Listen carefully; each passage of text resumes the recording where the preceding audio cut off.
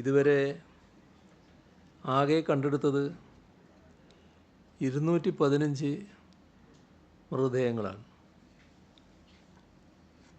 87 സ്ത്രീകൾ, 98 പുരുഷന്മാർ, 30 കുട്ടികൾ.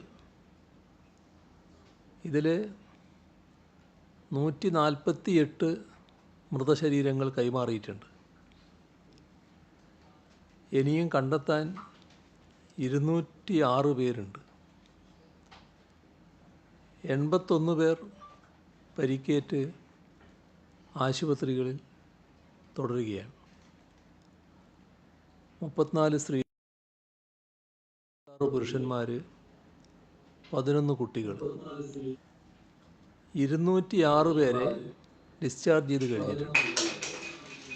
അവരെ ക്യാമ്പുകളിലേക്ക് മാറ്റിയിട്ടുണ്ട്. നിലവിൽ വയനാട്ടിൽ 93 ദുരിതാശ്വാസ ക്യാമ്പുകളിലായി 10,042 പേർ താമസിക്കുന്നു. ചൂരൽമലയിൽ 10 ക്യാമ്പുകളിലായി 1,707 പേർ താമസിക്കുന്നു. ദുരന്ത മേഖലയിലും ചാലിയാറിലും തെരച്ചിൽ തുടരുന്നുണ്ട്. ഇന്നലെ മാത്രം 40 ടീമുകൾ 6 സെക്ടറുകളായി തിരിഞ്ഞ് രാവിലെ 7 മണി മുതൽ തെരച്ചിൽ ഉൾപ്പെടെയുള്ള രക്ഷാപ്രവർത്തനം ആരംഭിച്ചു. സിവിൽ ഡിഫൻസ് ഉൾപ്പെടെ ഫയർഫോഴ്സിൽ നിന്നും 460 പേർ,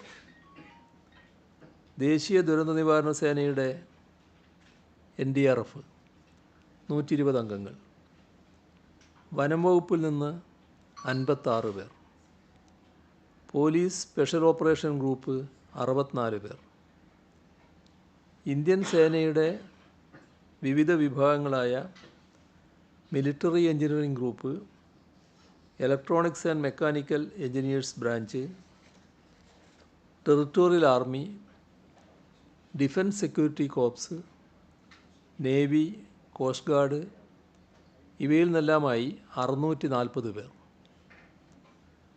തമിഴ്നാട് ഫയർഫോഴ്സിൽ നിന്നും 44 പേർ. കേരള പോലീസിൻ്റെ ഇന്ത്യൻ റിസർവ് ബറ്റാലിയനിൽ നിന്നും 15 പേർ. ഇങ്ങനെ ആകെ 1419 പേരാണ് രക്ഷാപ്രവർത്തനത്തിൻ്റെ ഭാഗമായി അവിടെ തുടരുന്നത്.